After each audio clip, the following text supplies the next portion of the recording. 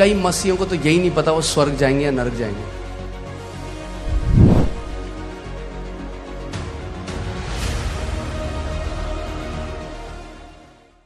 कई मसीहों को क्या लगता है कि ये परमेश्वर है, हाँ ये परमेश्वर है और ये हम है, हमें टाइट से इस हाथ को पकड़ना है अगर हमें स्वर्ग जाना है तो।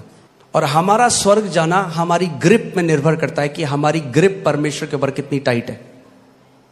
अगर कोई गलती हुई नरक, फिर जिंदा हो तो दोबारा तौबा करो, पकड़ लो, फिर पकड़ लो, फिर छोड़ दो, फिर पकड़ लो।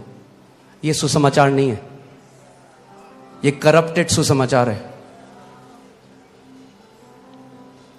अगर हम ही अपने आप को बचा पाते तो हमें किसी उद्धारकर्ता की जरूरत नहीं थी। आप अपने सेवियर नहीं हो। मेरा भरोसा उस ग्रिप में नहीं है जो मैंने परमेश्वर को पकड़ा है, मेरा भरोसा उस ग्रिप में है जो परमेश्वर ने मेरे को पकड़ा है। और उसने कहा स्वर्ग और पृथ्वी टल जाएंगे मगर मेरे मुख से निकला हुआ वचन का एक बिंदु भी न टलेगा। और उसने कहा मैं किसी भी रीति से जो मेरे पास आता है उनको कभी ना निकालूंगा। अगर स्वर्ग जाना हमारी ग्रिप पे होता, सब नरक जाते। तो आखिरी तक वचन क्या है? अभी तक मेन हम लोग डोमिनियन पे जा ही नहीं रहे, क्योंकि है क्या? स्वर्ग और नरक। पूरी बात किस पे? स्वर्ग और नरक। क्या मैं ये कह रहा हूं कि हम कैसा भी जीवन जिए? नहीं, क्योंकि अगर आप जानबूझकर पाप में बार बार जीवन जिएंगे, आपका जीवन टेरिबल होगा, आपके पास कोई शांति। क्योंकि मैं आज तक एक भी ऐसे नए जन्म पाए हुए विश्वासी से नहीं मिला जो जेन्युइनली सेव्ड है और जब पाप करता है तो उसको खाती नहीं है वो चीज, उसको ग्रीव नहीं होता अंदर। कोई नहीं है जो बार बार कर रहा है कोई गलती और बहुत खुश है अंदर से, वो जॉय लिफ्ट अप हो जाता है। मगर गलत प्रचार की वजह से क्या हुआ है? लोग आज डर गए, वो परमेश्वर के सिंहासन, अनुग्रह के सिंहासन के पास नहीं जाते। लोग कहते हैं पवित्र आत्मा छोड़ के चल जाएगा जब पाप किया। अरे जो पवित्र करता है अगर वही छोड़ के चला गया तो फिर कौन पवित्र करेगा? जो सहायक है अगर वही छोड़ के चला गया तो कौन मदद करेगा? प्रभु को पता है कि हमें सहायक की जरूरत है, इसीलिए पवित्र आत्मा दिया। ये ऐसा है, हम डॉक्टर बड़ा पेट में दर्द हो रहा है, डॉक्टर पहले पेट में दर्द ठीक कर, तब आ मेरे पास चल। पवित्र आत्मा दिया ही इसलिए गया कि जब हम उसकी अगुवाई में चलें तो वह हमें पवित्रता की तरफ ले जाएगा। हमारे विचारों में, केवल हमारे कपड़े और बाहर में नहीं। एक बारी क्या हुआ, यूएस में एक एक्सपेरिमेंट चल रहा था। हॉट एयर बलून जो होते हैं ना, जो गुब्बारे, हॉट एयर बलून, आप सबको पता है। और गलती से शायद कुछ एक्सीडेंट वहां पे हुआ और वो जो जिसने उसको नीचे रोका हुआ था वो तार कट गई और उसके अंदर कुछ जो सोल्जर्स थे वो तार उनकी पाँव में फंसी और वो ऊपर चलने लग गए और वो ऊपर तक चला गया।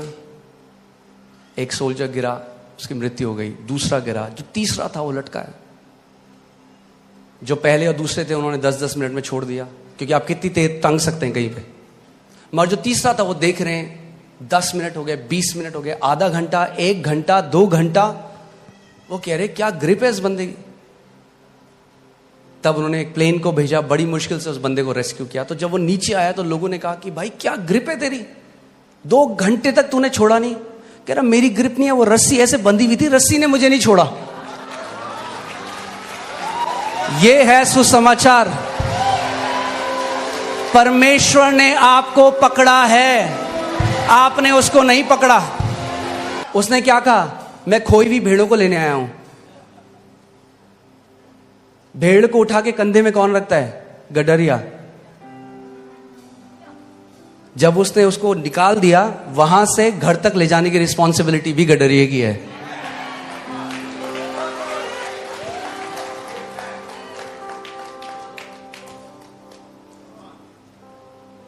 समझ रहे हैं आप?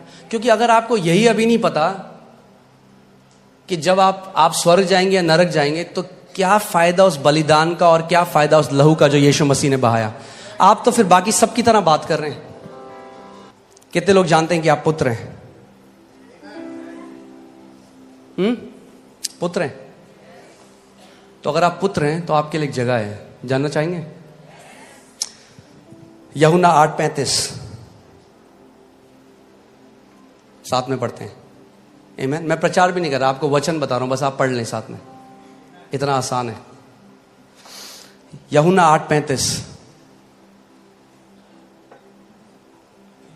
इसमें लिखा है, दास सदा घर में नहीं रहता, पुत्र सदा रहता है।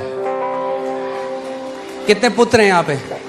मेरे पास एक अच्छी न्यूज है आपके लिए, अगर आप पुत्र हो तो आप सदा परमेश्वर के घर में रहोगे।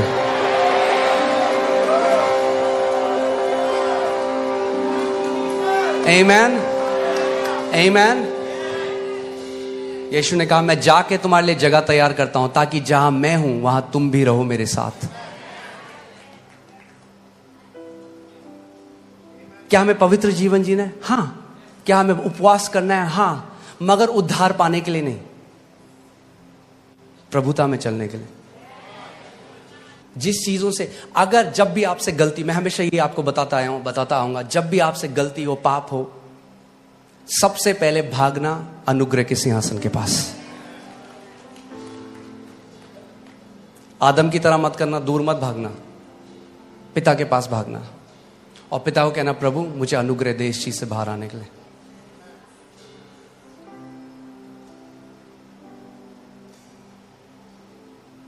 इब्रानी 4:16 में लिखा है कि हियाव के साथ अपने पिता के पास आओ। कैसे आओ?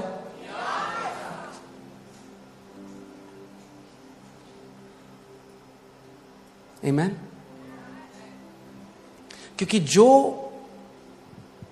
हमें पवित्र करता है, जो हमें बढ़ाता है, अगर हम उसी से दूर भाग गए। एक बार परमेश्वर ने मुझे ये उदाहरण से सिखाया। आप जानते हैं, जब आप छोटे थे, जब आप स्कूल जाते थे, अगर आपको याद है, कितने लोग थे जो कमीज गंदी करके ले आते थे। कभी आपने दाल गिरा दी, कभी आपने स्याही गिरा दी। क्या करते थे आप? घर छोड़ के भाग जाते थे कि मम्मी मार डालेगी मेरे को। व्हाइट शर्ट पीली हो के आती थी, मगर क्या करते थे जब आप घर जाते थे? मम्मी वो शर्ट धोती थी, जानते हुए ये कल दोबारा ऐसी लाएगा। मगर उस प्रोसेस में एक चीज हो रही थी, प्रभु ने मुझे बताया, बच्चा बढ़ रहा था। और एक समय ऐसा आया जब उसने अपने कपड़ों में दाग लगाना बंद कर दिया।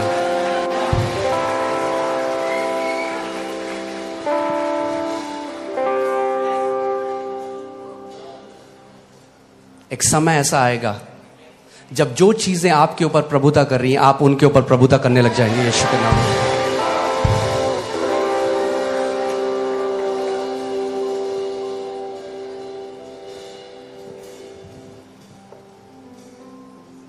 आमीन। परमेश्वर का वचन कहता है कि हमारा उद्धार अच्छे कामों से नहीं हुआ, अच्छे कामों के लिए हुआ है। We are not saved by good works, we are saved for good works. क्योंकि मैंने उद्धार पा लिया है, क्योंकि मैं परमेश्वर का बेटा हूं, इसीलिए मैं पवित्रता में जीता हूं।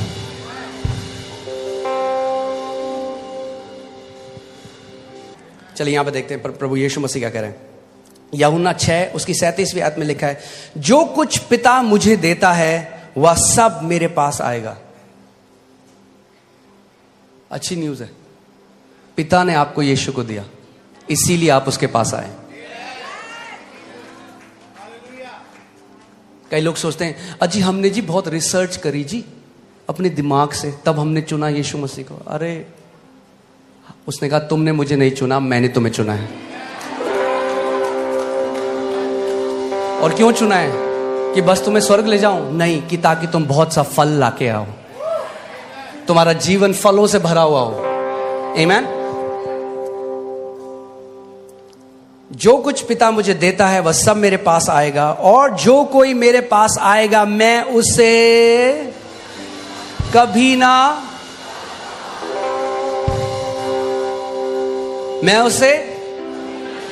ना निकालूंगा। मगर कई लोगों को लगता है यीशु मसीह जब आएंगे वापस तो बोलेंगे, तू कौन है, मैं तेरे को नहीं जानता, चल निकल यहां से। जब हम बिना कॉन्टेक्स्ट के वचन को पढ़ते हैं, शैतान यीशु मसीह के पास आया वचन मरोड़ कर, आज भी आता है वचन मरोड़ कर। जो आपने कुंवारियों का दृष्टांत सुना होगा कि यीशु मसीह उन कुंवारियों को देख के बोलता है, 5 जो बेवकूफ थी, मैं तुम्हें कभी नहीं जानता। और कई लोग डरते हैं।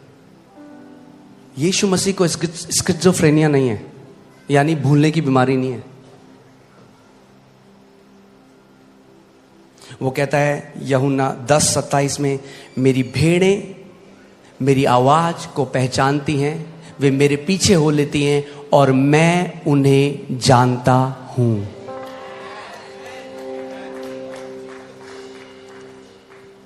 आप समझिए, मैं आपसे मिला, आपको, हम एक दूसरे को अच्छे से जानते हैं, और फिर एक जगह मैं कह दूं, सब लोग ये कौन है, मैं तो इसको नहीं जानता, क्या मैं झूठा ठहरूंगा कि नहीं? प्रभु यीशु मसीह झूठा नहीं हो सकता।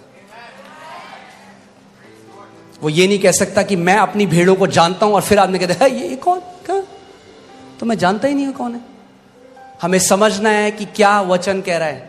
दृष्टांत के अंदर भेद है जो आत्मा से ही समझ सकता है। जब एक धार्मिक मनुष्य उसको पढ़ेगा तो फिर स्वर्ग और नरक के बारे में बना देगा। घर किसके लिए खुला है? पुत्रों के लिए, बेटे और बेटियों के लिए घर खुला है।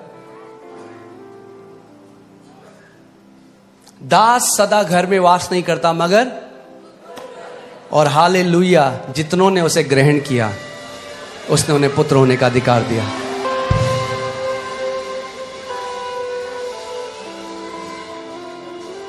जब कभी शैतान आपके मन में डाउट करे, याद रखना, God's grip is tight on me. परमेश्वर की ग्रिप बहुत टाइट है मेरे जीवन में।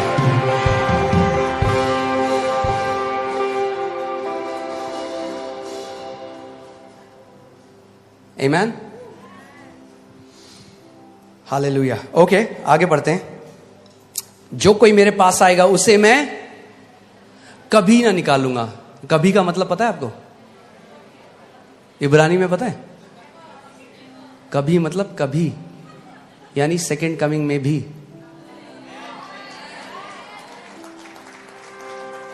कभी ना निकालूंगा, क्योंकि मैं अपनी इच्छा नहीं वरन अपने भेजने वाले की इच्छा पूरी करने के लिए स्वर्ग से उतरा हूं। तो वो कह रहा है मैं अपनी इच्छा नहीं, मैं पिता की इच्छा। अब पिता की इच्छा क्या है? ध्यान से सुनिए इसके बाद। और मेरे भेजने वाले की इच्छा ये है, क्या है मेरे भेजने